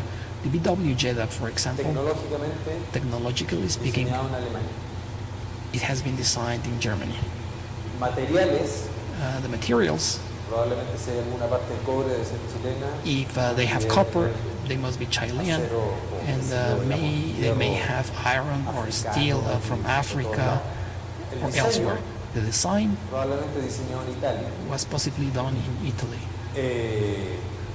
The electronics must have been manufactured in an Asian market or country, and the assembly is done in Mexico. That's globalization. Why? Because if there is a competitive advantage in the case of German people, well, that's our technological know-how. If there is a competitive advantage in the case of Italian market, that's a skill for design. If there is a competitive advantage in the case of Asian countries, well, that has to do with technology at a low cost. In Mexico, well, we have the assembly plants which provide low-cost labor. That's globalization. So if you continue to look at the alliance as the mere exchange of goods from one country to the rest of these countries, the truth is that the figures will not change much, or the trends won't change much compared to the past as a result of free trade agreements. My opinion is that we have to see all this from the standpoint of exploitation, or taking advantage of all these competitive advantages in each country, so that we can provide or offer goods or products manufactured or produced in the Pacific Alliance to the rest of the world, where Mexico will have an advantage from a standpoint of manufacturing, Chile will have or offer advantages from a standpoint of engineering, Colombia will provide or offer advantages because of their service, Peru, raw materials. I mean, the truth is that that's where we can see the initial combination of these advantages that must translate into products like the Jeddah, for example, globalized products. That's what I believe will actually develop the potential, or unleash the potential of the partnership. Today, if you call a call center, for example, it's very likely that you will be attended to by a Colombian, because they have developed the know-how, they have created an infrastructure and an industry of support that provides advantages. Mexico, obviously, because of its volume, it's closest to the U.S. I mean, has done it. However, it has become the best manufacturer. In the case of Chile, for example, they have always developed services, because we don't produce anything. Everything has to do with services. In the case of Peru, with the recent growth, well, Peru offers agricultural products, That's where you start to see the benefits of a combination of skills and the potential of a partnership as a block before the rest of the world, which has to do with generating true synergies and giving an added value to our products. It's not only about selling to the neighbor country without tariffs or taxes money. And that is the end of my presentation.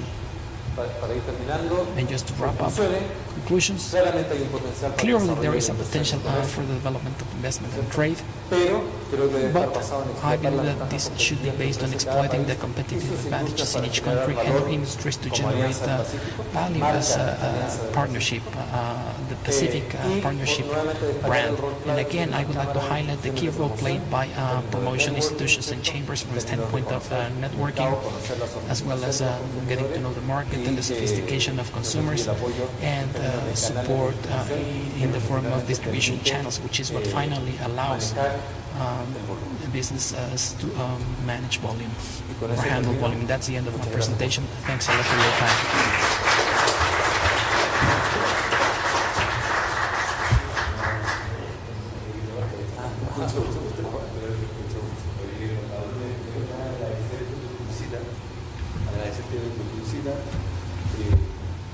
I would like to thank you for this important presentation. The truth is that it is really important to understand the benefits of investments from Chile in Mexico and vice versa. I agree with this aspect you talked about, which is globalization. We should all share that information both in Chile and in Mexico. So I would like to present you with this certificate on behalf of UC&CS Global for your participation. Thanks a lot.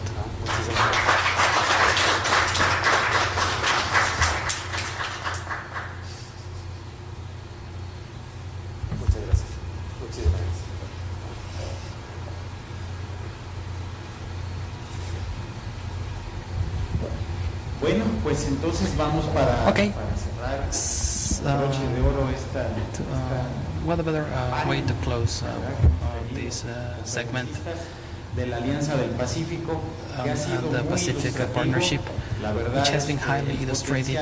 The potential is huge. La alianza, the partnership. la alianza de la Alianza del Pacífico. the partnership of the between UC&CS and the chambers of commerce in Latin America has huge potential, and also with the vision that all the different member firms of UC&CS, that just like chambers need the participation of partners, well, they all have a big potential in their corresponding countries, considering the lessons we have learned. And we should be able to apply all this as business consultants. I mean, insist beyond accounting and fiscal matters.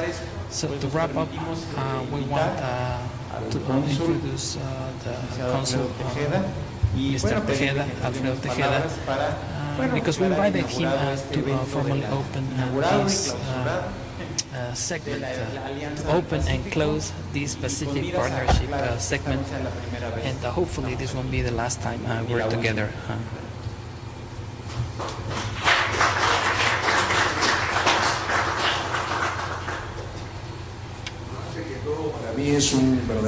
First of all, I would like to say that it's a real honor for me as a diplomatic officer of Peru. It's an honor to have been invited by UC&CS America. Thanks to Mauricio Mubarak González. Thanks a lot.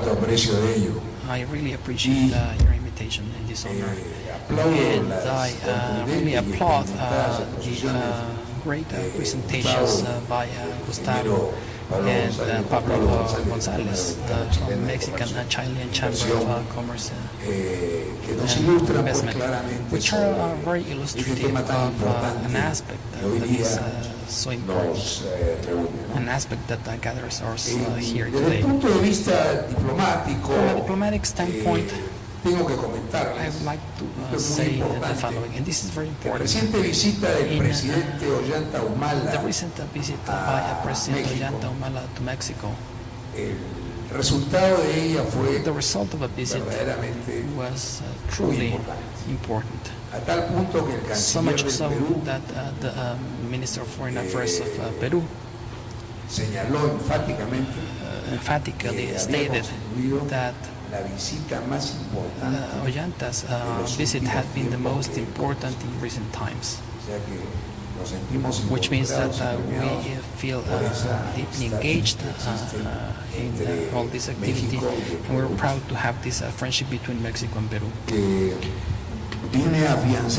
which only strengthens the bonds already existing and that we have had for a long time. In the case of Peru, the Pacific Partnership is an integration mechanism that must contribute to economic growth with social inclusion. This is a very important aspect because in Peru, special valga la redundancia, especial importancia a la inclusión social. Ahora, el potencial económico de los miembros de la Alianza del Pacífico y la conciencia, entre ellos acerca del papel del comercio internacional como importante factor de crecimiento, hace que el Perú considere su participación en la misma como un instrumento útil para ampliar los mercados, para sus productos, generar nuevas oportunidades de negocios, promover mayor competitividad en sus empresas, mejorar sus estándares productivos y fomentar la creación del empleo. El hecho de que los 4 países miembros cuenten con tratados de libre comercio entre ellos ha sido la base para que las negociaciones comerciales orientadas a profundizar la liberalización comercial entre los miembros, lo que finalmente llevó a la firma del protocolo adicional del acuerdo marco de la Alianza del Pacífico, que ustedes saben se dio en la cumbre de Cartagena en febrero de 2014. Por nuestra parte, el Ministerio de Relaciones Exteriores y el Ministerio de Comercio y Turismo han trabajado juntos con la conducción de este proceso negociador, procurando mejorar las condiciones para el acceso de nuestros productos a los mercados de nuestros socios y cautelando el interés nacional en aquellas áreas que nuestro país aún precisa un mayor desarrollo. La Alianza del Pacífico no solamente representa un mecanismo dinamizador de la relación comercial entre sus miembros, sino que además se constituye como un factor coadyuvante en su proyección comercial. La participación conjunta en ferias comerciales internacionales y la organización de rondas de negocios y foros empresariales conjuntos nos permiten aprovechar la visibilidad que ha generado la Alianza para incrementar nuestra presencia en los mercados internacionales. Sin embargo, la agenda de la Alianza del Pacífico trasciende el ámbito comercial.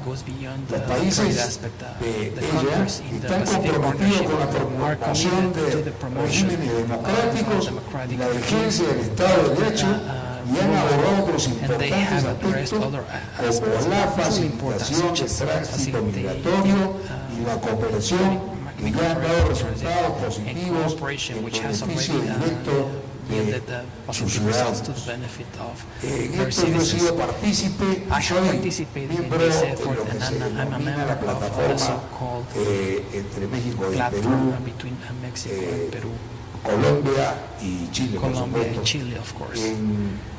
En cuanto al tránsito de personas, trata de ellas, es un tema muy complejo que estamos viendo dentro del grupo séptimo, la dinámica de la Alianza del Pacífico ha generado además un efecto multiplicador en las vinculaciones entre otras instancias gubernamentales, no gubernamentales, de los 4 países miembros, las que se han visto identificadas con el proceso y vienen promoviendo iniciativas de intercambio y colaboración. Así tenemos el Consejo Empresarial de la Alianza del Pacífico, los encuentros de ministros de Finanzas, la Comisión de Seguimiento Parlamentario del Acuerdo Marco de la Alianza del Pacífico y el Pacto Empresarial de la Industria Cosmética para la colaboración dentro del marco de este grupo que hemos formado. El Perú pues considera que la Alianza del Pacífico no es un bloque ideológico, sino que complementa otros esfuerzos e iniciativas de integración regional. El acuerdo marco en su artículo 9 estipula que la Alianza del Pacífico promueve la consolidación del mecanismo de vinculación con otros estados mechanisms establish links between states and international organizations. Also, the same framework foresees the existence of trade, commercial agreements, and bilateral regional integration or multilateral integration between its members, which is perfectly compatible with other integration processes in the region, as already explained by Gustavo. And therefore, it does not affect commitments made by Peru or commitments made by our country with the Andean community in our integration process, which I wanted to highlight. Now, why invest in Peru? What measures are being implemented by the government to attract foreign investment? Well, Peru is attractive because it has a solid macroeconomic situation which is recognized internationally. It also has a climate favorable to investment. For example, as a result of non-discriminatory treatment of foreign investment, unlimited access to almost all economic sectors, free competition, free transfer of capitals, guarantees for private property, freedom to get local stocks, freedom for access to domestic and international credits, freedom in royalties, a series of agreements of investment, and also it is a member of ASEAN. As a result of its national integration policy and policy on integration to markets, Peru is a country that obviously is attractive from an investment standpoint. There are also sectors with a huge potential for investment. We also have infrastructure, mining, fisheries, forestry, tourism, technological services. In this regard, I would like to mention something that I saw. Engineer Peña at a meeting here locally talked about this potential in Peru, stating that it was not only a country perfect for investments, but he also praised the exemplary development that we have been experiencing recently, thanks to God, as already explained by Mr. Morante. Also, I would like to highlight that recently the Peruvian government has declared the promotion of private foreign and public-private investments as a priority in an effort to maintain sustainability of economic growth, which I mentioned already, and enhance or improving the level of competitiveness in the country. To that extent, or in that regard, a series of reforms have been approved to promote and facilitate even more foreign investment in our country. The Peruvian embassy in Mexico and the consul in charge of aimed at strengthening the bilateral relationship between Peru and Mexico, something that we have been doing proudly for some years. It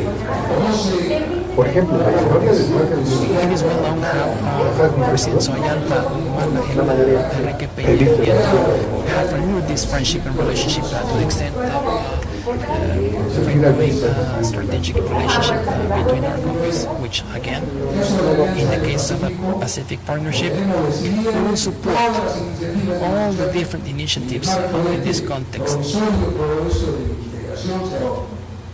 The Pacific Partnership has raised the interest of many countries want to make significant progress in a short time through the liberalization of capitals, markets, and goods and people, which are the pillars that sustain them.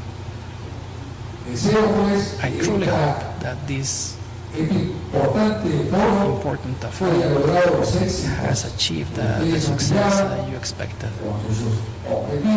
as well as its goals. And I honestly want to thank you for having invited me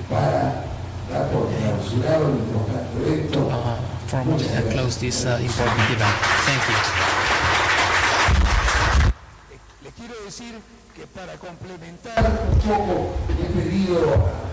Let me just say also that I have asked my friend Alejandro to share with you two links, which you will find in the handouts we're distributing. In this handout you will find information, and there you will find everything Peru has to offer.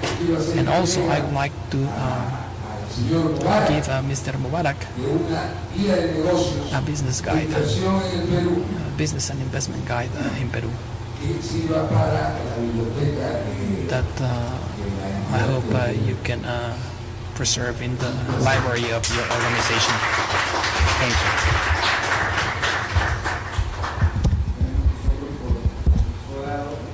Well, we on the other hand would like to thank you for your valuable words and for opening our eyes to everything we have down south in the South Cone. And I truly hope that all of us can in turn share that information with our clients who are business people, so that they can open their eyes to this market in the south, which is quite important. Thanks a lot.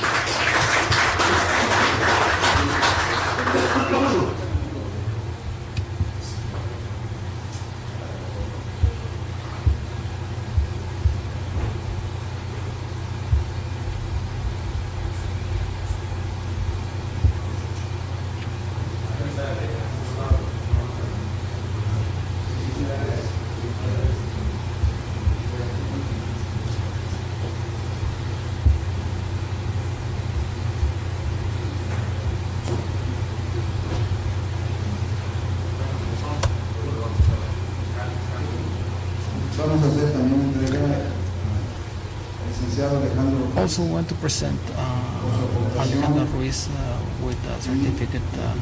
We want to thank him for his participation. Thank you for coming here.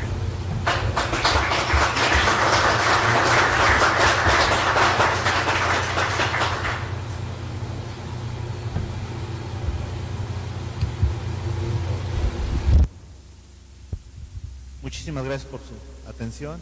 Le agradezco mucho a Pablo González. I want to thank Juan Pablo González and Ignacio Morante and Alfredo Tejeda for their participation.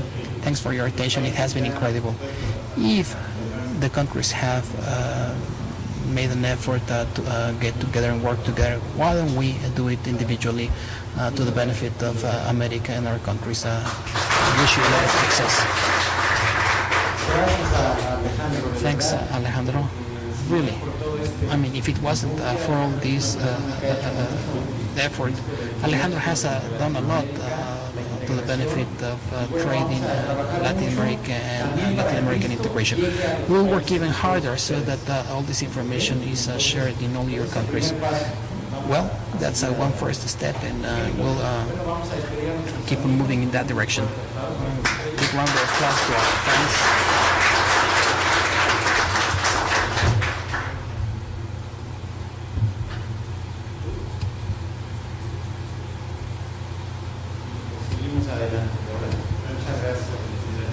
Thanks a lot.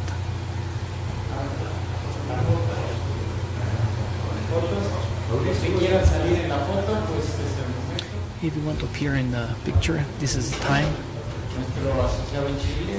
Our partner in Chile should be here. Remember that if you're not in the picture,